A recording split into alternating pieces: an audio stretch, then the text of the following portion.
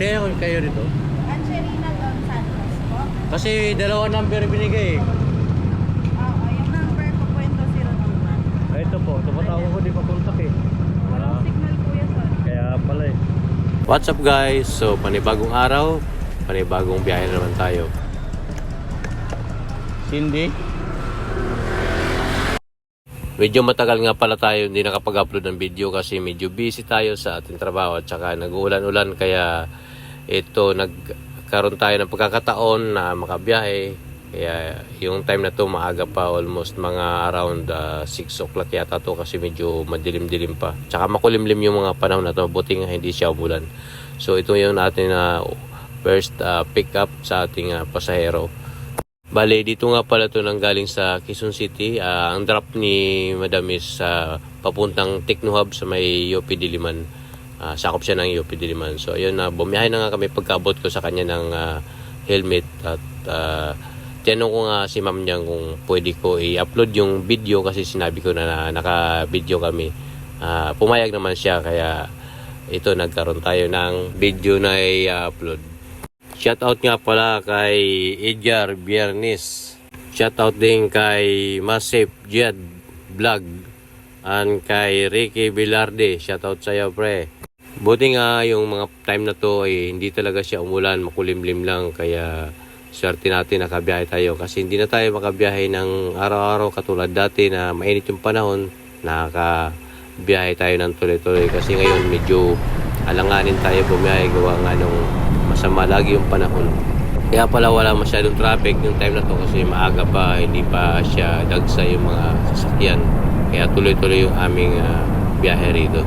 Shoutout nga pala kay Muha Adiling ng Regal Steel Corporation. Thank you for watching, buddy. At shoutout nga pala kay Jimbert Abalos ng Tramo Pasay. Yung kababata ko dyan, shoutout sa'yo. At shoutout nga pala kay Rainy and Rebane. Shout out. At kung nanonood man si Jenny Reyes, shout out sa iyo. Pati rin kay Arnel Gabuya ng Cebu City. At dyan din sa KSA Riyadh, shout out kay Patrick Pascua, sa kay John Bert, pati na rin kay Sherwin Abilino. Shout out sa iyo. Ingat kayo lagi dyan. So yun nga, nandito tayo sa kabaan ng Quezon Hub. Dito tayo dumaan para dire-diretso papunta doon sa may circle punta ng elliptical road. So yun, hanggang dito swerte naman wala pa siyang traffic. Ang mga kapwa ko nga pala MC taxi dyan, ingat-ingat tayo sa pagmamaniho kasi yung panahon ngayon medyo alanganin, madulas ang kalsada, saka lagi talagang umulan. After nga siguro mga 15 minutes o 20 minutes yung biyahe namin is malapit na kami dito sa aming area na pupuntahan sa amin drop off location. So dito nga nag-U-turn na nga ako Tagalale kasi maraming sasakyan dito na mabibilis. Ito yung Commonwealth Highway. Shout out nga pala dyan sa Samar na sumusuporta sa mga video ko. Maraming salamat. Palike and subscribe na rin dito sa aking YouTube channel. Doon sa tiyuhin ko na kay Edito Baldosa, tsaka sa pinsan ko na si Gerald Baldosa, pati kay Antonio Baldosa, kay Babot. Kung nanonood ka sa mga video ko, palike and share naman. At dyan din sa Bicol, sa tsahin ko, si Christy Bilanghil Bueno na laging nanonood ng mga video ko. Shoutout sa iyo. Tsaka sa mga pinsan ko dyan, na mga silent viewer, shoutout sa inyong lahat. So pagkalipas nga ng ilang minuto, nandito na kami sa loob ng Techno Hub. Dito kasi yung drop off location ni Madam.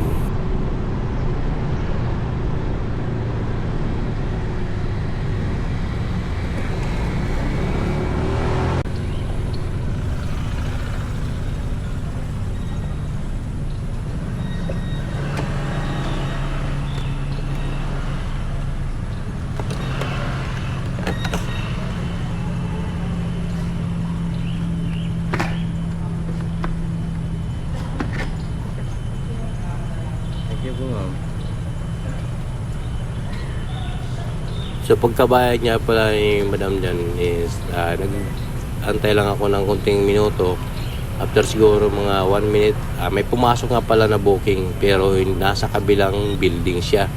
So, hindi ko na pinalagpas at kinuha ko na rin yung booking na yun. Kasi karoon makarami tayo ng pasahero.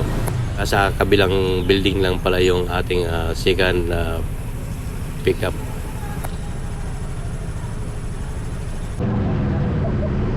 Masarap pala dito sa loob ng Tecnohub pag mga ganitong oras kasi maliwalas saka medyo malamig. Masarap mag-jogging dito. Ha? Santos. Kaya kayo dito? Angelina Don Santos po. Kasi dalawa number binigay. Oo, yung number ko po ito 021. Ito po, tumatawag ko di pa kontak eh. Walang signal kuya, sorry. Kaya pala eh. Bye, El.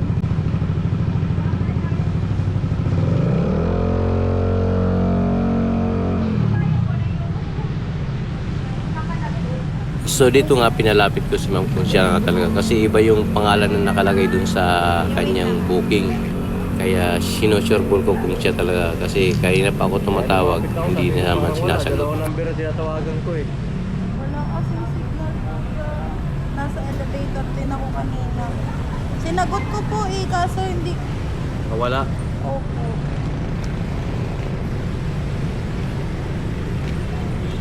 Kasya ba?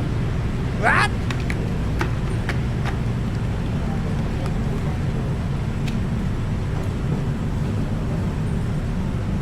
Binigay ko na nga pala yung helmet dito at pinasot ko na sa kanya. Kasya ba? Ay, ang galing na rin. Kasya? Try mo nga. Ayan, halika dito ka.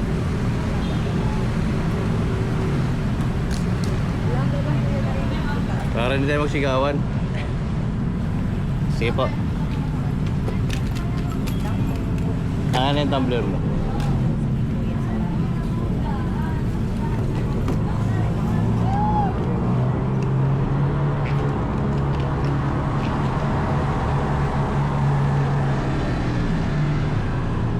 Ingat.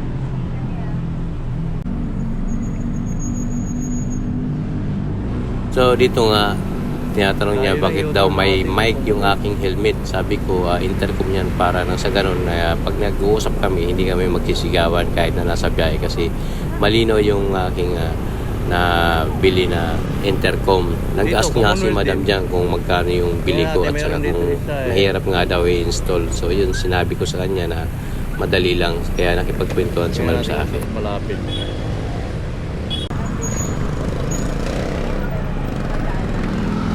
Traffic sa looban eh.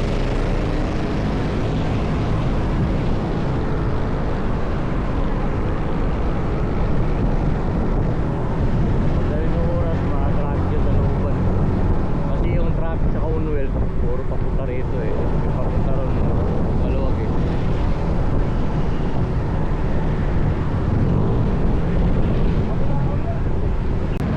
Dali lang mag-install yan, ma'am.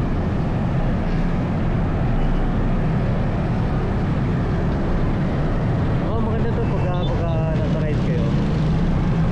Malayo yung sagap dito na 100 meter. Like it.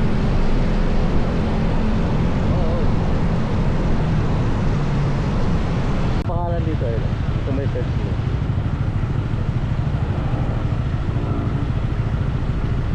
Tinatanong nga niya pala kung anong klaseng intercom yan. Kaya tinuro ko na yung intercom na suot ko kung ano yung pangalan para ma-search niya. 5,000, 3,000. Eh ito kasi pang masa yung budget.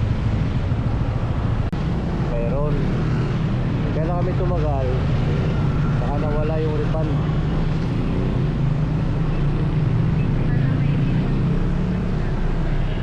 Kaya nga eh. Ay, Kung hindi nagbayad ng tayo yan. siyempre. Pero pag ninakaw yung bayad natin. Nawawala ka mo.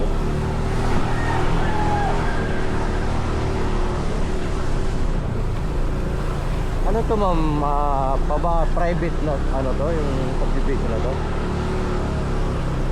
Kasi naalala ko na mayroon pala akong pick up dito. So ayun, tamang kwentuhan kami dito. Kahit na malubak yung daan, dinaan lang sa kwento ni ma'am. Opo, meron RP. Meron masikip doon.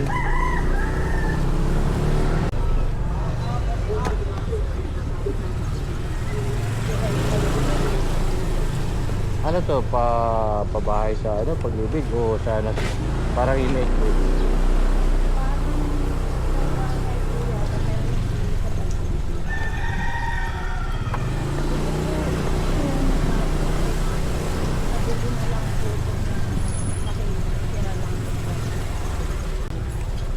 Natin. After nga ng 40 minutes na aming biyahe, nakarating na kami sa aming location. Dito nga pala yan sa may parte ng sakop yata to ng Sauyo o Santa Lucia, Balichis.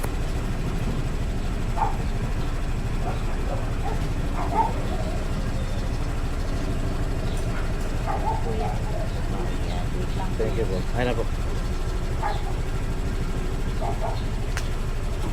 Thank you po. Kuya, kunin ko na to.